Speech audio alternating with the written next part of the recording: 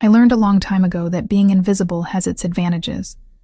People don't notice you, which means they don't expect anything from you. They don't judge you, don't gossip about you, don't care enough to be cruel.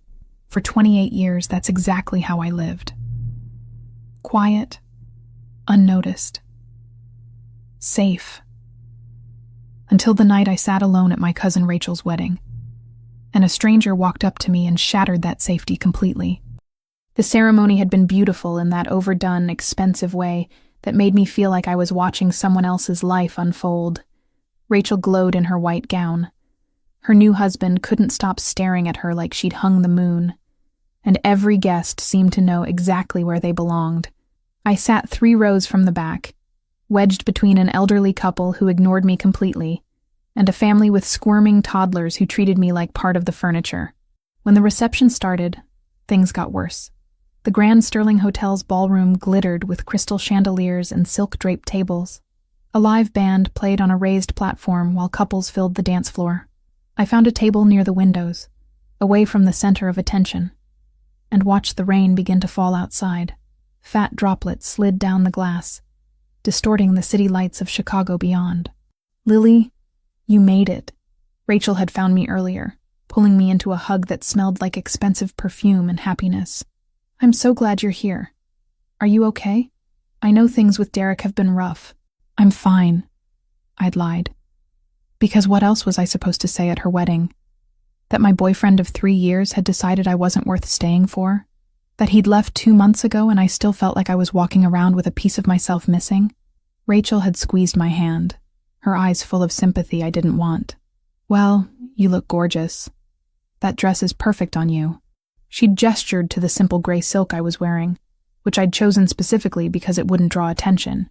Then someone had called her name, and she'd disappeared back into the crowd of well-wishers, leaving me alone again. I'd been alone ever since. A waiter passed by with a tray of champagne. I took a glass, then another when a different waiter circled past. The alcohol made the loneliness slightly more bearable, turned the sharp edges fuzzy. I watched a little girl in a pink dress twirl on the dance floor, her father spinning her in circles. I watched elderly couples swaying together with the ease of decades spent moving in sync. I watched everyone except myself reflected in the dark window glass. Pathetic, I muttered under my breath. 28 years old, and sitting alone at a wedding, drinking champagne like it could fill the empty chair beside me. The rain picked up, drumming against the windows hard enough that I could hear it over the music. Some guests moved away from the glass, but I stayed. There was something honest about the storm. It didn't pretend to be anything other than what it was. "Excuse me." The voice came from behind me, low and urgent. I turned, startled, and found myself looking up at a man who definitely hadn't been sitting at my table before. He was tall, dressed in a black suit that looked like it had been tailored specifically for his broad shoulders. Dark hair was swept back from his face, still perfectly styled despite the late hour, but it was his eyes that caught me. Dark brown, almost black in the dim lighting, and focused on me with an intensity that made my breath catch. "I'm sorry to bother you," he said, leaning down so only I could hear him over the music. "But I need you to do something for me." I blinked, confused. "What?" He pulled out the chair beside me and sat down without asking permission. Up close, I could see the sharp line of his jaw, the way his suit jacket pulled slightly across his chest when he moved. He had to be in his mid-30s, and carried himself with the kind of confidence that suggested he was used to getting what he wanted. "I need you to act like you're with me," he said quietly. His eyes flicked past me toward the entrance of the ballroom, then back to my face. "Just for a few minutes." What? I set down my champagne glass, suddenly very aware that I might have had too much to drink. "I don't understand." "There are men here who shouldn't be," he continued, his voice still low but urgent. "Men who are looking for me. If I leave alone, they'll follow. But if I leave with someone, with you, we'll look like just another couple heading out early." I stared at him, trying to process what he was saying. "Are you in some kind of trouble?" "Yes." He didn't try to sugarcoat it or lie, just that simple, honest admission. "And I apologize for involving you, but the back exits are being watched.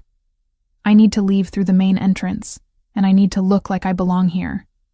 A man with a woman on his arm is invisible in a place like this. Something about the way he said it, invisible, made me look at him differently. He didn't seem like the kind of man who was ever invisible. He was too striking, too commanding. And yet here he was, asking me for help specifically, because he needed to disappear. "Why should I help you?" I asked, surprised by my own boldness. Maybe it was the champagne. Or maybe it was the way he'd looked at me like I was someone who mattered, even if only for a moment. His jaw tightened. "You shouldn't. This is dangerous, and you don't know me. But I promise you, I will make sure you get home safely. I just need to get out of this building without drawing attention." I should have said no. Should have stood up and walked away, found Rachel, told someone that a strange man was asking me to help him escape from other strange men. But I looked past him toward the entrance and saw what he was talking about. 3 men in dark suits stood near the doors, their posture too rigid, their eyes scanning the crowd too carefully. They didn't look like wedding guests. They looked like predators searching for prey. "Please," the man beside me said, and there was something raw in his voice that made my decision for me. "Okay," I whispered. "What do I need to do?" Relief flickered across his face. "Just stand up and take my arm. We're going to walk slowly toward the exit like we're leaving because we're tired, not because we're running. Can you do that?" I nodded. Even though my heart was hammering so hard, I was certain he could hear it. He stood first, offering me his hand. I took it, feeling the warmth of his palm against mine, the calluses that suggested he worked with his hands despite the expensive suit. He pulled me gently to my feet, then tucked my hand into the crook of his arm. "What's your name?" he asked as we started walking. "Lily," I said quietly. "Lily Harrison." "Thank you, Lily," he murmured. "I'm Adrian." We moved through the ballroom at a leisurely pace. Adrian nodded politely at a few guests we passed, even smiled at an elderly woman who was heading toward the restrooms. To anyone watching, we looked exactly like what he'd said. Just another couple leaving early, maybe tired, maybe eager to get home and out of formal clothes. But I could feel the tension in his arm beneath my hand. Could see the way his eyes tracked the men at the entrance without appearing to look directly at them. We were 20 feet away. 15. 10. One of the men turned, his gaze sweeping across the room. I held my breath, certain he would see us, would know, but Adrian pulled me slightly closer, leaning down as if whispering something intimate in my ear, just a little further. He breathed, and I caught the scent of him. Something clean and masculine, leather, and a hint of cardamom. We passed through the entrance.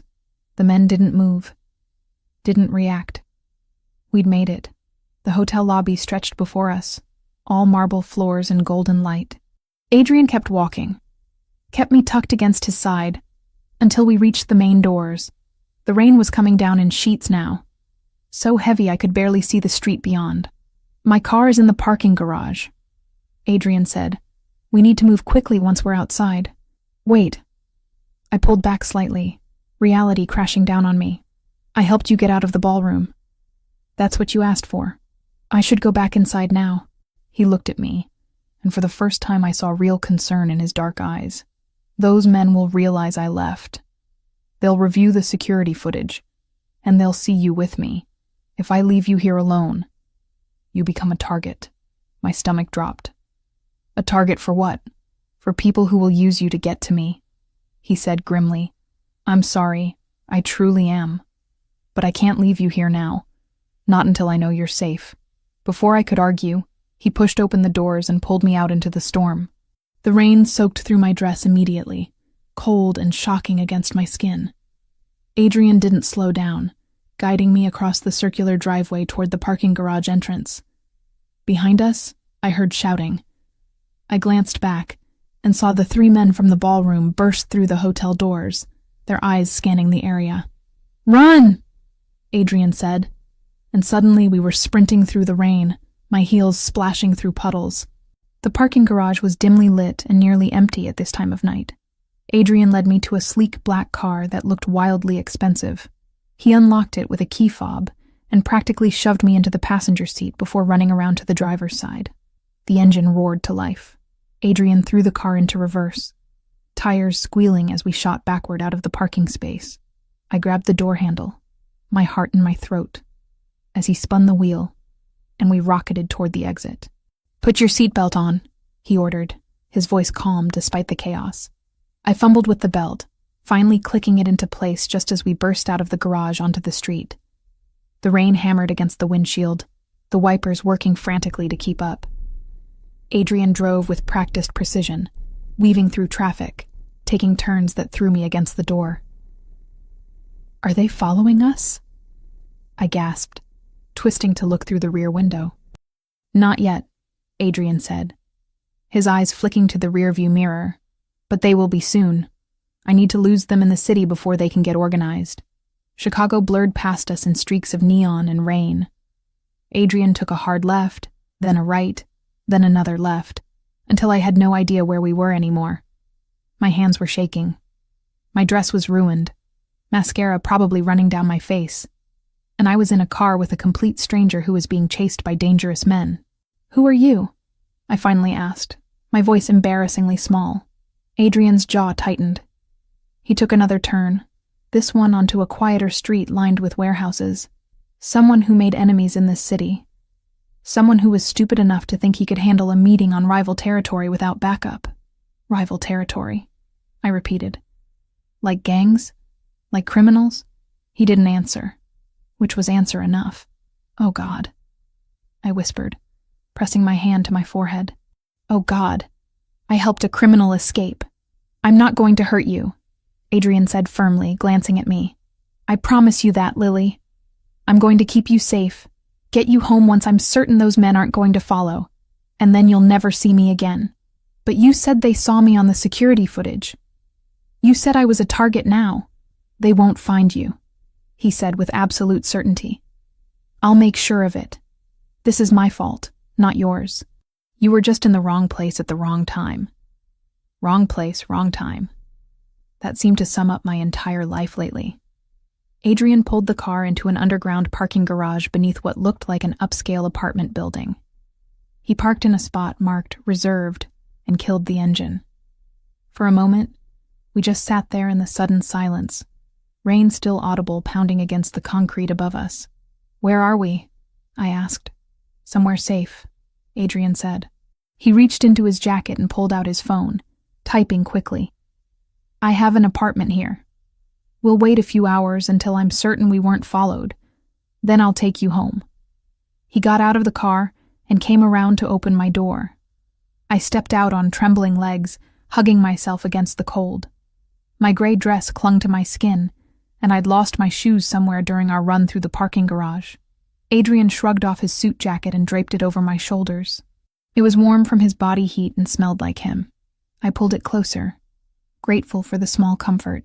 "Come on," he said gently, gesturing toward an elevator. "Let's get you inside where it's warm." I followed him because I didn't know what else to do. The elevator rose smoothly to the 10th floor. Adrian led me down a quiet hallway to a door at the end, unlocking it with a key code. The apartment beyond was modern and minimalist, all clean lines and dark furniture. Floor-to-ceiling windows looked out over the rain-soaked city. "The bathroom is through there." Adrian pointed to a door off the main living area. "There are towels, and I'll find you something dry to wear." "Are you hurt? Did you injure yourself when we ran?" I shook my head, still too overwhelmed to speak properly. He studied my face for a moment, then nodded. "I'll make coffee. Take your time." I stumbled into the bathroom and locked the door behind me, then caught sight of myself in the mirror. My mascara had indeed run, creating dark smudges under my eyes. My hair hung in wet tangles. I looked like I'd been through a war. Maybe I had. By the time I emerged from the bathroom wearing an oversized t-shirt and sweatpants Adrian had left folded outside the door, I'd managed to stop shaking. Barely. My wet dress hung over the shower rod, dripping onto the tile floor. I'd scrubbed the mascara from under my eyes and wrung as much water from my hair as possible, but I still looked like someone who'd been through an ordeal. Which, to be fair, I had. Adrian was in the kitchen when I came out, pouring coffee into 2 mugs. He'd changed too. now wearing dark jeans and a plain black shirt that somehow made him look more dangerous than the expensive suit had. Without the formal wear, I could see the way his shoulders moved, the strength in his arms. This wasn't a man who sat behind a desk all day. "How do you take it?" he asked, glancing up at me. "Just black is fine," I said, moving cautiously into the living room.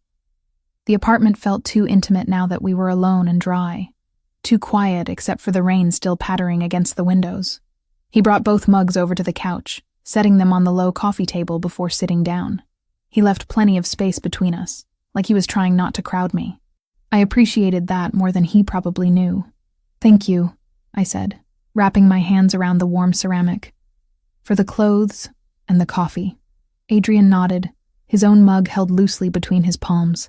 "I'm sorry you got dragged into this. That's not how I wanted your evening to go. I don't think anyone plans to get chased through Chicago in the rain," I said, then took a sip of the coffee. It was strong and hot, burning slightly on the way down. "Can I ask you something?" "You can ask," he said carefully. "I may not answer." "Fair point. Who were those men? The ones at the hotel?" Adrian was quiet for a moment, his gaze fixed on his coffee. "Associates of a business rival. Someone who doesn't appreciate me operating in what he considers his territory." "Business," I repeated. "You mean criminal business." He looked at me then, his dark eyes unreadable. "Does it matter what I call it?" "I suppose not." I took another drink, buying myself time to think. "So you're what exactly? A gang member? Mob enforcer?" "I run an organization," Adrian said, his voice carefully neutral. "We control certain interests in this city. Import, export, protection. Nothing that affects people like you, Lily. We keep to our world and yours keeps to yours. Usually. Except tonight." "Except tonight," he agreed. "I made a mistake. I thought I could negotiate with someone who has no interest in negotiation. And you paid the price for my arrogance." There was genuine regret in his voice, which surprised me. I'd expected him to be cold. Maybe cruel. That's how criminals were supposed to be, wasn't it? But Adrian spoke like a man who actually cared that he'd put me in danger. "Tell me about yourself," I said impulsively. "Not the criminal stuff. Just you." He raised an eyebrow. "Why?" "Because I'm sitting in your apartment wearing your clothes, and I don't know anything about you except that you're apparently important enough for people to chase." I set down my mug. "And because I'm scared, and talking about something normal might help." Adrian studied me for a long moment, then sighed. "What do you want to know? Where are you from?" "Here, Chicago. South Side, originally.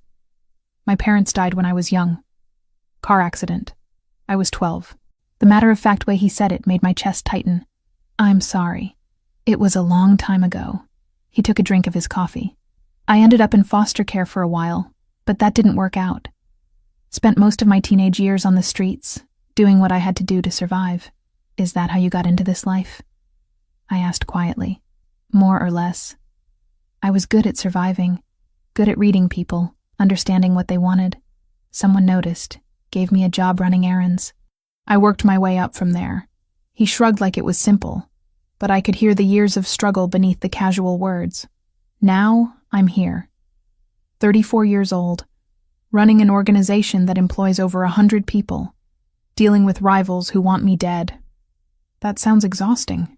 "It is," he admitted, "but it's the only life I know." We sat in silence for a moment. Outside, the storm was beginning to ease, the rain softening to a steady drizzle.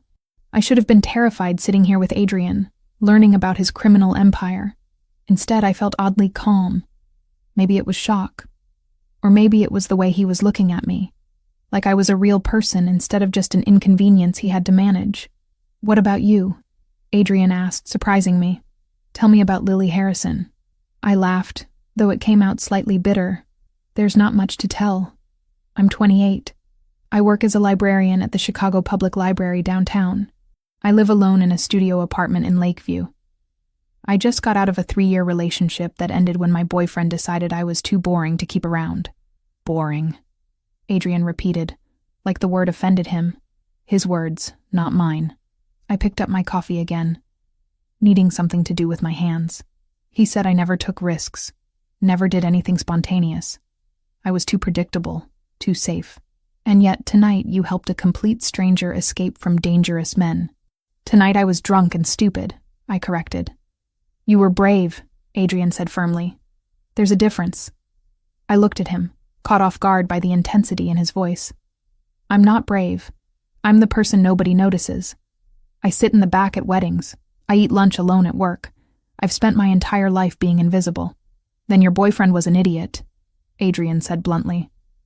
And so is everyone else who overlooked you. Heat crept into my cheeks. I looked down at my coffee, uncomfortable with the compliment. People didn't say things like that to me. Derek certainly never had. You said you were at a wedding tonight, Adrian continued, mercifully changing the subject. Someone in your family? My cousin Rachel. We've always been close, even though she's younger than me. She got married tonight to someone she's known for 2 years, and they're completely in love. I heard the wistfulness in my own voice and hated it. They look at each other like nothing else in the world matters. I thought I had that with Derek once, but I was wrong. Love is complicated, Adrian said quietly. Have you ever been in love? He was quiet for so long I thought he wouldn't answer. No, he finally said. My life doesn't leave room for that kind of complication. Relationships are leverage, and I can't afford to give anyone that kind of power over me. That sounds lonely. It is, he admitted, but it's also safe. I learned a long time ago that the only person you can really trust is yourself. I wanted to argue with that, to tell him he was wrong. But after 3 years with Derek, I wasn't sure I had any ground to stand on. Maybe Adrian was right. Maybe trusting people was just setting yourself up for disappointment. We talked for hours after that, the conversation wandering through safer topics. He asked about my work at the library, genuinely interested when I described the literacy programs we ran for kids in underserved neighborhoods. I asked about growing up in Chicago, and he told me stories about the city that were surprisingly nostalgic, full of small moments of beauty he'd found in unexpected places. It was strange, talking to a criminal like he was just a normal person. But sitting there in his apartment, drinking coffee while the rain tapered off outside, that's exactly what he felt like. Not a dangerous mob boss or whatever the proper term was. Just a man who'd lived a hard life and was doing his best to survive it. Around 3 a.m, I felt my eyes starting to close. I tried to fight it, but exhaustion was winning. You should sleep, Adrian said gently. You can take the bed. I'll stay out here on the couch. I can't take your bed, I protested. Yes, you can. I'm not going to sleep anyway. He stood, moving to the windows to look out over the city. I need to make sure no one followed us here. Keep an eye on things. I was too tired to argue. I pushed myself off the couch, swaying slightly. Adrian was there instantly, his hand at my elbow steadying me. Sorry, I mumbled. Long night. No apology necessary. He guided me toward the bedroom door. The door locks from the inside if it makes you feel safer. I looked up at him. At the sharp angles of his face softened slightly in the dim light. Thank you, Adrian, for keeping me safe tonight, even though it's your fault I needed protecting in the first place. His mouth curved into something that might have been a smile. You're welcome, Lily. Get some rest. I stumbled into the bedroom and barely made it to the bed before collapsing. The sheets smelled clean and masculine, a hint of that same cardamom scent I'd noticed earlier. As I drifted off, I heard movement in the living room. Adrian settling onto the couch to keep watch. It should have terrified me, falling asleep in a strange apartment with a criminal watching over me. Instead, I felt oddly protected, like nothing could touch me as long as he was there. When I woke, pale morning light was filtering through the bedroom curtains. I lay there for a moment, disoriented, before everything came rushing back. The wedding, the chase, Adrian. I got up and opened the door quietly. Adrian was still on the couch, sitting exactly where I'd left him. He looked tired, shadows under his eyes that hadn't been there last night. But he was awake and alert. Morning, I said softly. He turned, and something in his expression eased when he saw me. Morning. How did you sleep? Better than expected. I moved into the kitchen, helping myself to more coffee since the pot was still warm. Did you sleep at all? No. He stood, rolling his shoulders to work out the stiffness. But I made some calls. It's safe for you to go home now. No one followed us here, and I've taken care of the security footage from the hotel. As far as those men know, I disappeared alone. Relief flooded through me, followed immediately by a strange sense of loss. Going home meant this strange night was over. Meant I'd probably never see Adrian again.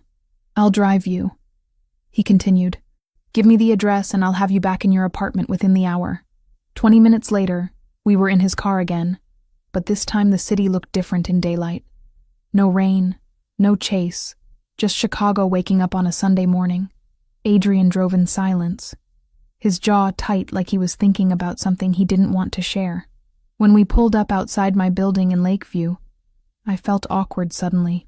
What was the protocol for saying goodbye to a criminal who'd saved your life after dragging you into danger? Thank you, I said finally, for everything. For keeping your promise to get me home safely. Adrian reached into his jacket and pulled out a business card, handing it to me. It was plain white with just a phone number printed on it. Nothing else. If you ever need anything, he said, his dark eyes serious. If those men somehow find you, or if you just need help with something, call that number. Why would you do that? I asked, confused. Why would you help me again? He was quiet for a moment, his hand resting on the steering wheel. Because you helped me when you didn't have to. Because you deserve to have someone looking out for you, even if it's just a criminal who got you into trouble in the first place. I stared at the card, then slipped it into the pocket of the sweatpants he'd lent me. I should give these back to you. Keep them, Adrian said. Consider it payment for ruining your evening. I opened the car door, then paused. Adrian? Last night when we were talking. That was real, wasn't it? You weren't just trying to keep me calm? He looked at me, and for just a moment, I saw something vulnerable in his expression. That was real, Lily. Every word. I nodded, not trusting myself to speak, and got out of the car. I made it halfway to my building's entrance before I heard his voice behind me. Lily. I turned back. Your ex-boyfriend was wrong about you, Adrian called through the open car window. You're not boring. You're not forgettable. And anyone who couldn't see that doesn't deserve you. Before I could respond, he drove away, leaving me standing on the sidewalk with my heart doing complicated things in my chest and a phone number burning a hole in my pocket. I walked up to my apartment in borrowed clothes, let myself in, and stood in the middle of my tiny studio trying to process what had just happened. Less than 12 hours ago, I'd been invisible at a wedding. Now I had the private number of a man who ran a criminal organization and looked at me like I mattered. My phone buzzed. A text from Rachel. Where did you disappear to last night? I saw you leave with someone gorgeous. Call me. I stared at the message, then at the business card in my hand. What was I supposed to tell her? That I'd helped a mob boss escape from rivals and spent the night in his apartment talking about life and loneliness. I texted back. Long story. I'll explain later. Congratulations again on the wedding. Then I went to take a shower, trying to wash away the confusion and the strange ache in my chest. But even under the hot water, I couldn't stop thinking about Adrian, about the way he'd listened when I talked, about how he'd kept watch all night to make sure I stayed safe, about the regret in his voice when he'd apologized for dragging me into his world. I told myself it didn't matter, told myself I'd never call that number, never see him again. Our worlds were too different, too incompatible. But I kept the business card anyway, tucked into my wallet where I could pretend I might throw it away someday. I wouldn't, though. Even then, some part of me already knew I wouldn't. 2 weeks passed, and I almost convinced myself that night had been some kind of fever dream. I went back to work at the library, shelving books and helping patrons find what they needed. I had coffee with Rachel where she gushed about her honeymoon, and I invented a vague story about the gorgeous man I'd left, with turning out to be an old friend passing through town. She seemed disappointed that it wasn't more romantic, but she let it drop. Life returned to normal. Quiet. Predictable. Safe. Except I kept Adrian's business card in my wallet, and I thought about him more than I wanted to admit. Late at night, I'd pull out the card and stare at the phone number, wondering what he was doing, if he'd thought about me at all, or if I'd just been another problem he'd solved and forgotten. I was working the reference desk on a Tuesday afternoon when Rachel called. I almost didn't answer, but the library was quiet and my supervisor was on break. "Hey," I said, keeping my voice down. "What's up?" "Just checking on my favorite cousin," Rachel chirped. She sounded happy, the way newlyweds always did. "You've been weirdly distant since the wedding. Are you okay?" "I'm fine," I lied. "Just busy with work." "Liar. You're never too busy for me." She paused. "Is this about Derek?" "Because he's an idiot and you're better off without him." "It's not about Derek." That was actually true. I hadn't thought about my ex in days, which should have been a relief. Instead, I'd been thinking about someone far more dangerous. "I promise, Rachel. I'm good. Just adjusting to things." "Well, adjust faster." "I miss you," she sighed. "Listen, I have to go. Ben's taking me to dinner. But text me later, okay? I want to hear more about this mysterious man from the wedding." "There's nothing to tell," I said. But she'd already hung up. I slipped my phone back into my pocket and tried to focus on work. A patron approached asking about historical records, and I helped her navigate the database. Another wanted book recommendations for her teenage daughter. A regular came in just to chat, the way he did every Tuesday, telling me about his week. Normal. This was normal. Then, around 3 o'clock, 3 men walked into the library. They weren't the type who usually came in. Too polished, too purposeful. They wore suits that looked custom-made, and they moved through the stacks with the kind of awareness that made my skin prickle. One of them, tall with graying hair and cold blue eyes, stopped at the reference desk. "Lily Harrison?" he asked. My stomach dropped. "Can I help you find something?" "We're not here for books." He smiled, but it didn't reach his eyes. "We're here for you. We need to have a conversation about someone you know." "I don't know what you're talking about." I stood up slowly, my hand moving toward my phone in my pocket. "If you need reference assistance, I'm happy to help. Otherwise, I have other patrons to attend to." "Adrian Volkov," the man said quietly. "You were with him 2 weeks ago. At the Sterling Hotel. We have questions about where he went, who he's working with." My blood turned to ice.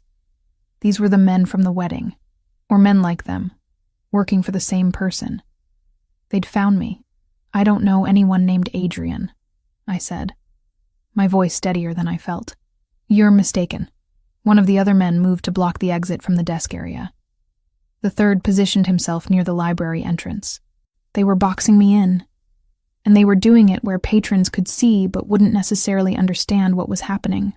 "Don't make this difficult," the gray-haired man said. "We know you left with him. We just want to know where he took you, what he told you. Answer our questions, and you can go back to your quiet little life." My hand closed around my phone. I had maybe seconds before they noticed. "I need to help a patron," I said, gesturing vaguely toward the stacks. "Let me just—" "You're not going anywhere," he interrupted. "Not until we're done talking." I pulled out my phone and dialed the only number I could think of, the one I'd memorized without meaning to over the past 2 weeks. The man lunged forward, grabbing my wrist, but I'd already hit send. It rang once, twice. Then Adrian's voice, rough and alert. "Lily? I'm at the library," I said quickly, before the man could wrench the phone away. "3 men. They're asking about you." The gray-haired man tore the phone from my hand and threw it against the floor. It shattered, pieces scattering across the tile. Around us, patrons looked up, startled by the noise. "That was stupid," he said coldly. "Now we're going to have to—" The library's main doors burst open. Adrian strode in like a force of nature, flanked by 2 men who looked just as dangerous as he did. He was dressed in dark clothes, his face set in an expression that made my breath catch. This wasn't the man who'd talked with me about life and loneliness in his apartment. This was the criminal who ran an organization, who inspired fear in his rivals. The gray-haired man's confidence evaporated. "Volkov, this doesn't concern you anymore. We were just leaving," Adrian finished, his voice deadly quiet. He crossed the library in long strides, positioning himself between me and the 3 men. "And you're never coming back." "She's involved now," the man protested. "She's leverage, a way to—" Adrian moved so fast I barely saw it. One moment he was standing still. The next his hand was at the man's throat, slamming him back against the desk. Books tumbled to the floor. A patron gasped. "She is off limits," Adrian said, each word carefully enunciated. You don't look at her. You don't think about her. You don't breathe her name. If any of you ever come near her again, I will burn your entire operation to the ground. Do you understand me? The man nodded frantically, his face turning red. Adrian released him, shoving him toward his companions. Get out, Adrian ordered. Tell your boss that Lily Harrison is under my protection. Anyone who touches her answers to me. The three men scrambled toward the exit, trying to maintain some dignity but failing miserably. The moment they were gone, Adrian turned to me, his expression shifting from terrifying to concerned in an instant. Are you hurt? His hands hovered near my arms like he wanted to check for injuries, but wasn't sure he should touch me. Did they hurt you? No, I'm fine. They just talked. I was shaking, adrenaline making my voice unsteady. How did you get here so fast? I was 10 minutes away when you called. I broke every traffic law in the city. He picked up the pieces of my shattered phone, his jaw tight. I'm sorry, Lily, I'm so sorry. I thought they wouldn't find you. I was careful, I covered our tracks. It's not your fault, I said automatically, even though part of me wanted to scream that it absolutely was his fault. They saw me on the security footage, like you said. They just took longer to track me down. Around us, the library had gone silent. My coworker at the circulation desk was staring wide-eyed. Patrons watched from behind bookshelves. This was going to be all over the library staff group chat within minutes. You can't stay here, Adrian said firmly. They know where you work, which means they know where you live. You need to come with me somewhere safe until I can handle this. Handle this how? Permanently. The way he said it left no doubt about what he meant. This wasn't going to end with a polite conversation. But that takes time. And you need protection now. I wanted to argue, to insist that my life was my own, and I wasn't going anywhere. But the fear crawling up my spine was louder than my pride. Those men had found me at work. They could find me anywhere. Okay, I whispered. Okay. Adrian's shoulders relaxed slightly. He turned to one of his men. Get her things. Purse, jacket, anything personal in her desk. To me, he said gently, we need to go now. I grabbed my bag from under the desk, my mind racing. My supervisor. I need to tell her. I'll handle it. Adrian was already moving, guiding me toward the exit with one hand at the small of my back. What's her name? Mrs. Chen. She's in the break room. One of Adrian's men peeled off, heading in that direction. Adrian kept us moving, out through the main doors into the afternoon sunlight. A black SUV waited at the curb, engine running. What is he going to tell her? I asked, as Adrian opened the back door for me. That you had a family emergency and need immediate leave. That you'll be in touch when you can. He slid in beside me, and the SUV pulled away from the curb before I'd even fastened my seatbelt. I'll have someone handle the paperwork. Make sure you're covered for medical leave. They'll deposit your salary into your account to cover the time you're away. You can't just rearrange my life like this, I protested, even though he clearly could and was. I can, and I am. His voice was firm but not unkind. Those men weren't making empty threats, Lily. They would have taken you. Used you against me. I won't let that happen. We drove in tense silence through Chicago, heading away from the city center toward an area I didn't recognize. The buildings gave way to more space, larger properties set back from the road behind gates and walls. Where are we going? I asked. My home. The real one, not the apartment downtown. Adrian was on his phone, speaking in low, clipped tones to someone about security protocols and perimeter checks. When he hung up, he looked at me with something like guilt in his dark eyes. I know you didn't ask for any of this. If I could go back and make different choices that night at the wedding, choices that wouldn't have put you in danger, I would. But you can't, I said quietly. No, I can't. He reached out slowly, giving me time to pull away, and took my hand. His palm was warm, solid, real. But I can keep you safe now. That's what I'm going to do. The SUV turned through a gate that opened automatically, following a long driveway lined with trees. At the end stood a house that was more like a mansion, all stone and dark wood with security cameras visible at every corner. You live here? I asked, staring. When I'm not at the downtown apartment, yes. Adrian helped me out of the car. It's secure.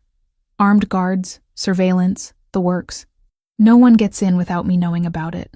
A woman met us at the door, middle-aged with kind eyes and a calm demeanor that suggested she'd seen everything.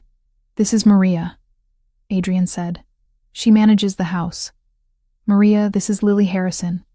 She'll be staying with us indefinitely. Please make sure the East guest room is prepared, and get her whatever she needs." Maria nodded, looking me over with assessment that felt maternal rather than judgmental. "Of course. Come with me, dear. You look like you could use some tea and a moment to breathe." I followed her inside, too overwhelmed to do anything else. The interior was beautiful in an understated way, expensive but comfortable. Maria led me to a sitting room with windows overlooking a garden, then disappeared to make tea. I sank into an armchair and tried to process what had just happened. 20 minutes ago, I'd been working the reference desk. Now I was in a mansion owned by a criminal, under armed guard. My entire life put on hold because I'd made the mistake of helping a stranger at a wedding. Adrian appeared in the doorway, his expression troubled. "I need to handle some things. Make arrangements to deal with the people who came after you. Maria will take care of you while I'm gone. If you need anything, tell her." "Adrian," I called as he started to turn away. He stopped, looking back. "I'm angry at you. For getting me into this. For turning my life upside down. You need to know that." "I know," he said quietly. "You have every right to be. But thank you for coming when I called. For keeping your promise." Something in his expression softened. "Always, Lily. I'll always come when you call." Then he was gone, leaving me alone in a beautiful prison, wondering how long it would take to get my life back. Wondering if I even could get it back, or if Adrian Volkov had changed everything beyond repair. Maria returned with tea and kindness, showing me to a bedroom that was bigger than my entire apartment. I texted Rachel from Maria's phone since mine was destroyed, keeping it vague. "Work emergency, out of town for a bit, we'll explain later." She responded immediately. "Everything okay? Need anything?" "All good," I lied. "Just a last-minute project. Talk soon." I set the phone aside and stared out the window at the manicured gardens, at the high walls in the distance. Safe. Adrian had promised I'd be safe here. But as evening fell and I remained alone in this beautiful house surrounded by armed guards, I couldn't help but wonder if safety was worth the price of my freedom. 3 weeks passed before I stopped feeling like a prisoner and started feeling like something else. Something more complicated. The mansion was comfortable, even beautiful. Maria made sure I had everything I needed, from books to comfortable clothes to meals that were far better than anything I'd ever cooked for myself. The grounds were extensive, and I could walk the gardens as much as I wanted, though armed guards were always visible in the distance. Adrian came and went at irregular hours, sometimes gone for days, sometimes appearing for dinner unexpectedly. When he was there, he was careful with me. Polite, distant, like he was trying not to crowd me or push for more than I was willing to give. It was driving me crazy. Not the distance itself, but the fact that I missed him when he was gone. I'd catch myself listening for his voice in the hallways, or looking up hopefully when I heard footsteps. At night, I'd lie awake thinking about that conversation we'd had in his downtown apartment, when he'd been honest and real with me.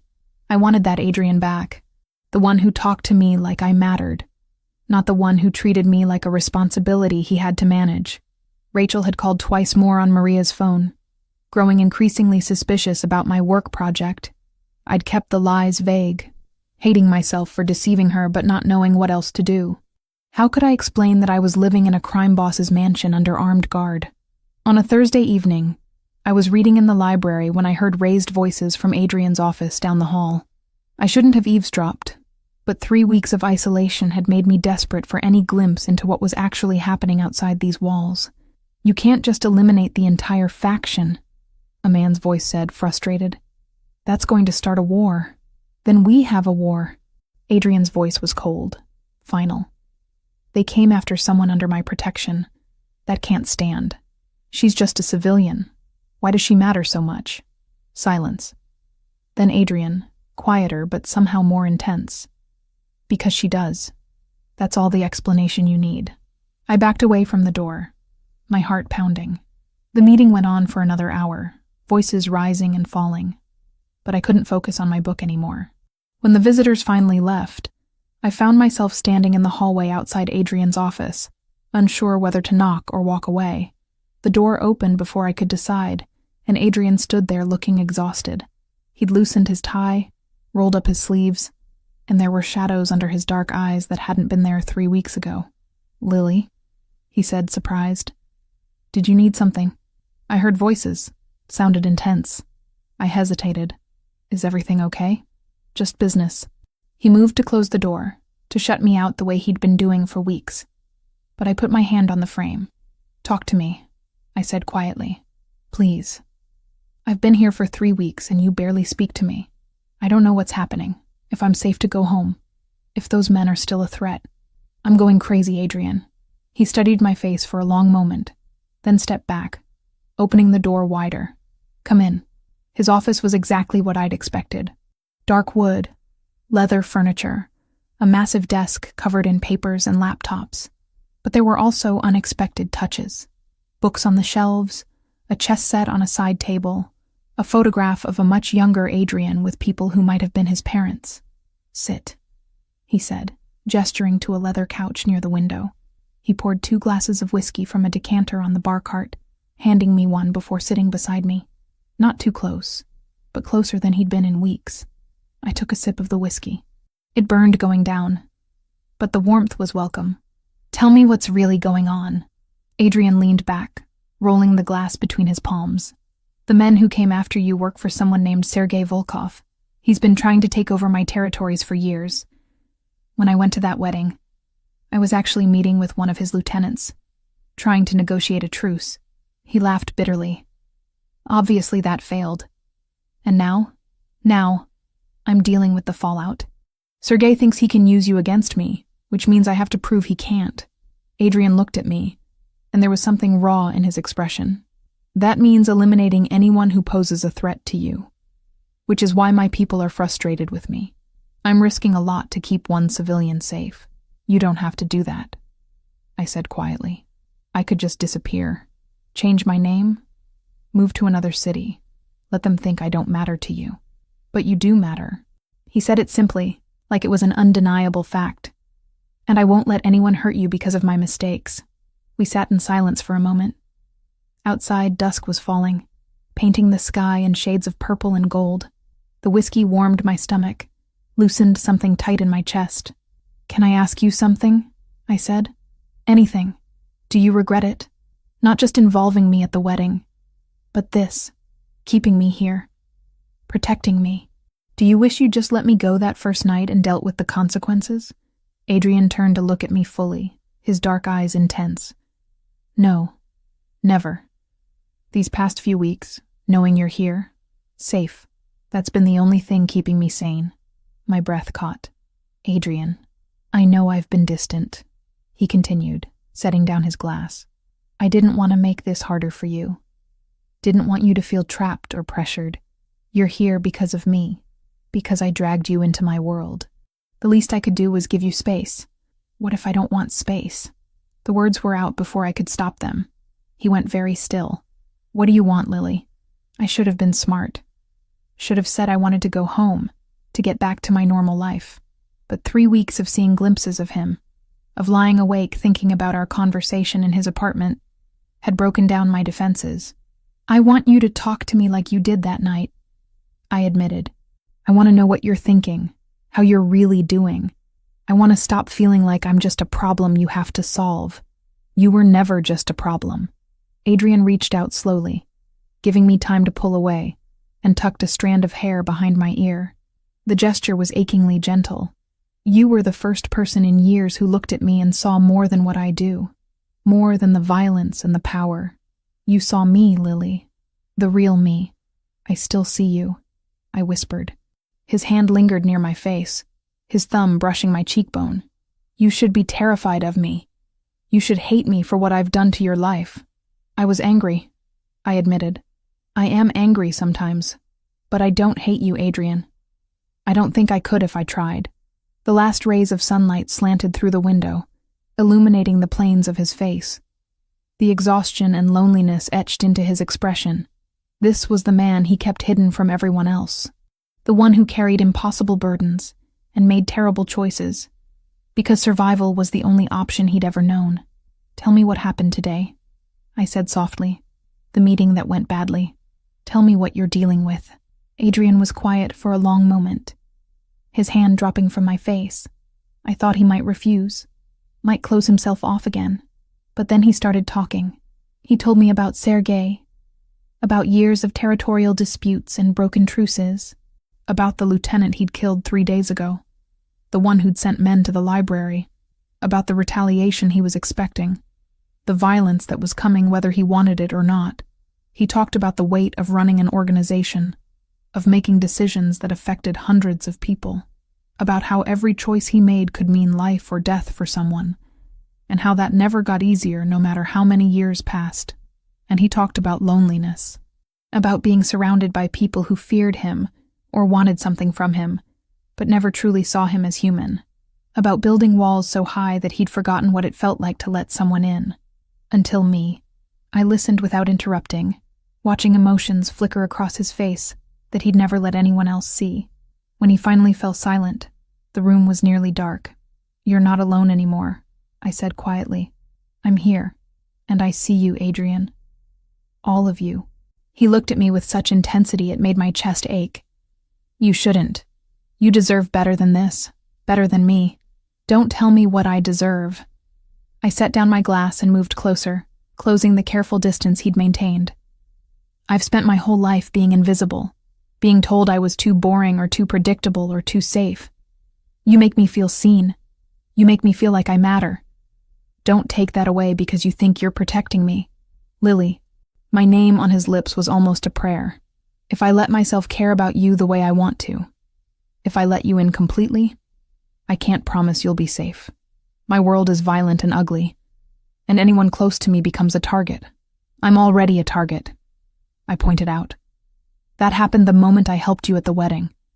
So if I'm going to be in danger anyway, I'd rather be in danger with you than trapped here alone wondering what you're thinking." Adrian's control cracked.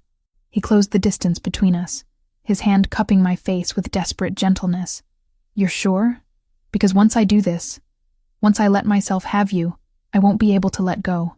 Instead of answering, I kissed him. His response was immediate and overwhelming. His arms came around me, pulling me against his chest as he kissed me back with weeks of pent-up longing. It wasn't gentle or careful. It was raw and honest and perfect.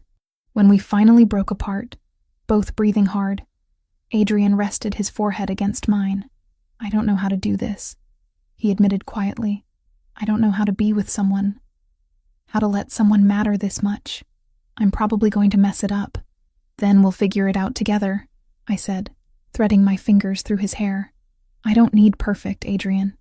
I just need real." He pulled me closer, and we sat there in the gathering darkness, holding each other like lifelines. Outside, his world continued spinning with its violence and danger, but here, in this moment, we carved out something that was just ours. "Tell me about the chess set," I said eventually, nodding toward the abandoned game on the side table. Adrian laughed, the sound surprised and genuine. "That's a long story. I have time." So he told me about learning chess from an old man in the neighborhood when he was 14, about how the strategy had helped him survive on the streets, about how he still played against himself sometimes when he needed to think. I told him about my favorite books, about the literacy programs at the library, and why they mattered so much to me, about Rachel and how much I missed her, even though I couldn't tell her the truth about where I was. We talked until late into the night, the whiskey forgotten, the world outside these walls temporarily forgotten. Just two people who'd found each other in impossible circumstances, trying to figure out how to make it work. Eventually, Maria knocked softly to remind Adrian he had an early meeting. He stood reluctantly, pulling me up with him. "I'll be gone most of tomorrow," he said, still holding my hand. "But I'll be back for dinner. Will you eat with me? Not as your captor or your protector, but just as me? I'd like that," I said softly. He walked me to my room, his hand warm in mine. At the door, he kissed me again, slower this time, like he was memorizing the taste of me. "Sleep well, Lily," he murmured against my lips. "You too." I watched him walk away down the hallway, then closed the door and leaned against it, my heart racing. Everything had changed tonight. The careful distance we'd maintained had shattered, replaced by something intense and terrifying and wonderful. I should have been afraid of what came next. Of the danger, the uncertainty, the impossible complexity of falling for a man like Adrian. But as I lay in bed staring at the ceiling, all I felt was anticipation for tomorrow, for dinner with him, for more conversations that stripped away pretense, for building something real in the middle of chaos. Outside, a light drizzle began to fall, pattering softly against the windows. I fell asleep to the sound, dreaming of dark eyes and gentle hands and whispered promises in the darkness. The attack came at dawn on a Saturday, 3 days after everything had changed between Adrian and me. I woke to the sound of gunfire. For a moment, still half asleep, I thought I was dreaming. Then glass shattered somewhere downstairs, and Adrian was crashing through my bedroom door, already dressed, his face set in grim lines. "Get up," he ordered, throwing a jacket at me. "Now, Lily, we need to move." I scrambled out of bed, my heart hammering. More gunfire echoed through the house, closer now. "What's happening?" "Sergei found us." Adrian grabbed my hand, pulling me toward the door. "He's attacking the house. My men are holding them off, but there are too many. I need to get you out of here." We ran through the hallways, Adrian positioning himself between me and the windows. Downstairs I could hear shouting, the crack of gunfire, the sound of breaking furniture. Maria appeared at the top of the servants' stairs, her face pale but composed. "The west exit is clear," she said quickly. "Take her that way." "Thank you, Maria. Get to the safe room." Adrian pulled me down the narrow staircase, moving fast but careful. We emerged into a back hallway I'd never seen before, heading toward what looked like a service entrance. Then the door ahead of us burst open, and 3 men in tactical gear flooded in. Adrian shoved me behind him, pulling a gun from somewhere I hadn't noticed. The fight was brutal and fast. He took down 2 of them before the third got close enough to grapple. They crashed into the wall, and Adrian's gun went skittering across the floor. I ran for it without thinking, grabbing the weapon. It was heavier than I expected, cold and deadly in my hands, but before I could figure out what to do with it, someone grabbed me from behind. "Got her!" the man shouted, his arm locked around my throat. "Volkov, stand down or she dies!" Adrian froze, blood streaming from a cut above his eye, his chest heaving. His dark eyes met mine, and I saw something terrible in them. Fear. Real, genuine fear. "Let her go, Dmitri," Adrian said, his voice deadly calm. "This is between me and Sergei. She's not part of this. She is now." The man, Dmitri, dragged me backward toward the door. "Sergei wants you broken, and killing her will do that nicely. Unless you want to negotiate. What does he want? Everything. Your territories, your operations, your people. Sign it all over, and maybe she lives." Adrian's jaw tightened. I could see him calculating, weighing options. Then our eyes met again, and I shook my head slightly. "Don't." I tried to communicate. "Don't give up everything for me," but I already knew he would. That's who he was. "Fine," Adrian said, lowering his hands. "I'll give him whatever he wants. Just let her go." Dmitri laughed. "You think I'm stupid? We're taking her with us. Insurance to make sure you cooperate. Once Sergei has what he wants, maybe he'll let her live. Maybe." The word echoed in my head. They were going to kill me no matter what Adrian did. I made my decision in a split second. I threw my head back hard, connecting with Dmitri's nose. He swore, his grip loosening just enough. I twisted, bringing my elbow up into his throat the way I'd seen in movies. It probably wasn't proper technique, but it worked. He staggered, and I broke free. "Run!" I screamed at Adrian, even though there was nowhere to run. Adrian moved like lightning, tackling Dmitri before he could recover. They went down hard, and suddenly there were more of Adrian's men flooding in through the door, gunfire erupting again. Someone grabbed my arm, and I nearly screamed before I recognized one of Adrian's guards. "This way, miss," he said, pulling me toward a different exit. "Wait, Adrian." "He'll follow. Move." We ran through the chaos, out into the gray dawn. The grounds were swarming with armed men, fighting brutal and close. The guard got me to an armored SUV, shoving me into the back seat. "Stay down," he ordered, then returned to the fight. I crouched on the floor, hands over my head, listening to the sounds of warfare outside. Minutes felt like hours. Then the back door opened and Adrian slid in, breathing hard, blood on his shirt. "Drive!" he shouted to someone in the front seat, and we were moving, tires squealing on the gravel driveway. "You're hurt," I said, seeing the way he was holding his left shoulder. Bullet grazed me. "I'm fine," but his face was pale, and the blood was spreading. "Are you okay? Did they hurt you?" "I'm fine." I crawled up onto the seat, pressing my hand against his shoulder to slow the bleeding. "Adrian, there's so much blood. I've had worse." He caught my hand with his good one, squeezing gently. "You were incredible back there. Stupid and reckless, but incredible. I told you to run. I wasn't leaving you." I kept pressure on his shoulder, trying not to panic at how much blood there was. "Where are we going?" "Somewhere safe while my people clean up the mess." He leaned his head back against the seat, his breathing labored. "Sergei pushed too far this time. He attacked my home, tried to take you. There's no coming back from that."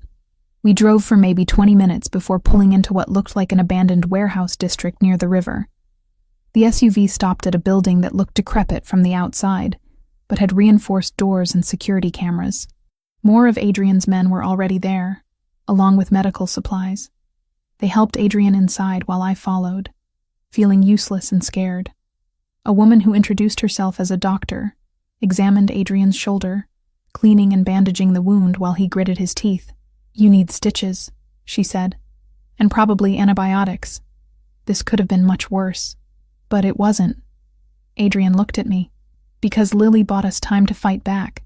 I sat beside him while the doctor worked, holding his good hand. Around us, his men were setting up equipment, making phone calls, coordinating what sounded like a counterattack. "We have confirmation," one of them said, approaching Adrian. "Sergei's at his primary warehouse. Most of his men went with him to your house, so he's vulnerable right now." "Good." Adrian's voice was cold. "Coordinate with Marcus and Gian. I want that warehouse surrounded within the hour. No one gets out." The man nodded and walked away. Adrian turned to me, his expression softening slightly. "I need to finish this," he said quietly. "End it permanently so you're never in danger from him again. But that means I have to go.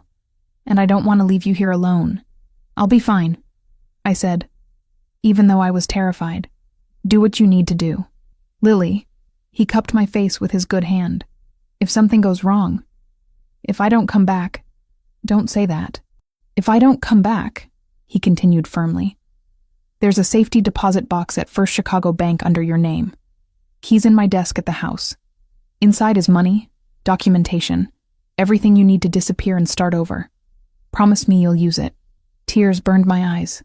"You're coming back. Promise me." "I promise."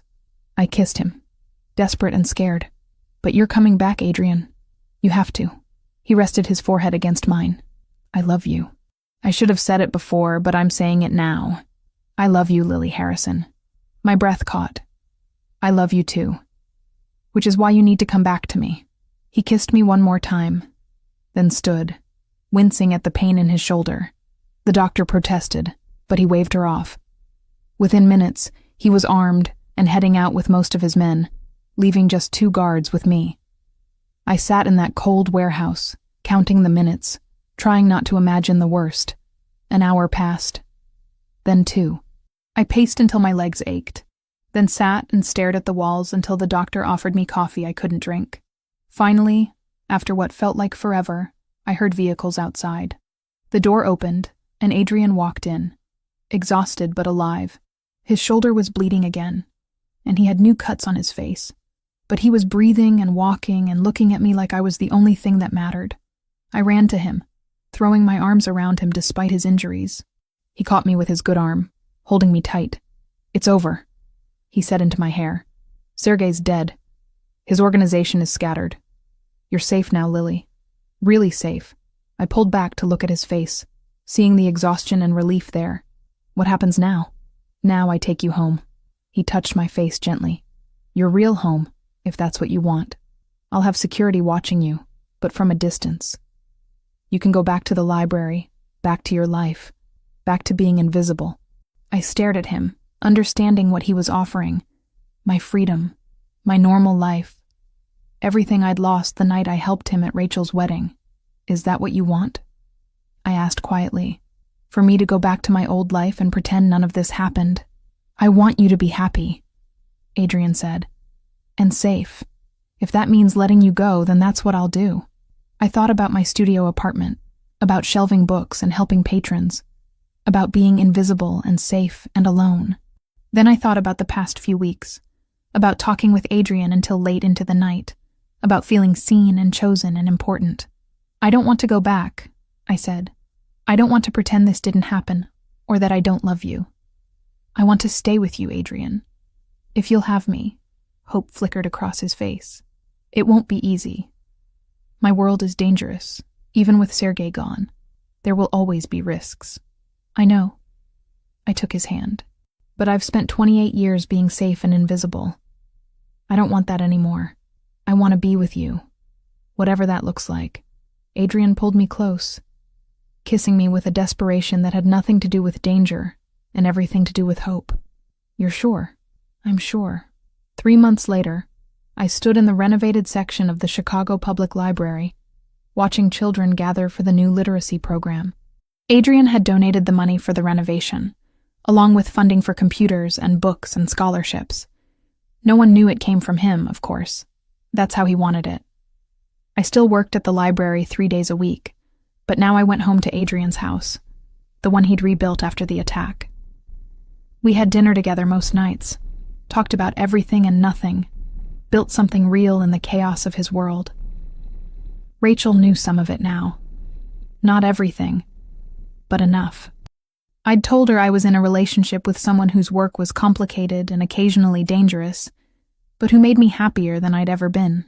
She'd been suspicious at first, but when she met Adrian at a carefully neutral dinner, she'd seen how he looked at me and relaxed. He loves you, she'd said later. Like, really loves you. It's kind of intense. I know, I'd said, smiling. I love him too. It wasn't the life I'd imagined for myself.